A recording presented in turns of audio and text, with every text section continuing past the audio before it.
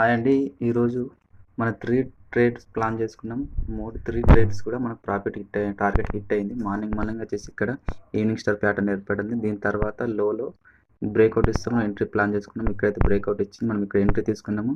ఈ లోలో ఫస్ట్ మనం టార్గెట్ పెట్టుకున్నాం. ఇక్కడ టార్గెట్ హిట్ అయింది. అయినా కూడా వెయిట్ చేసాం. ఇక్కడ వరకు వచ్చేసింది మార్కెట్. ఇక్కడ నుంచి మనం టార్గెట్ బుక్ చేసుకున్నాం. ఎగ్జిట్ అయిపోయినాం. దెన్ మళ్ళీ మార్కెట్ వచ్చేసి ఇక్కడ నుంచి అప్ సైడ్ డైరెక్షన్ ఇచ్చింది. మనం ఈ లెవెల్ బ్రేక్అవుట్ ఇస్తే మనం ట్రేడ్ ప్లాన్ చేసుకున్నాము. ఈ లెవెల్ కూడా బ్రేక్అవుట్ ఇచ్చింది. దీని తర్వాత మనం ఎంట్రీ అయితే సి సైడ్ ఎంట్రీ ప్లాన్ చేసుకున్నాము.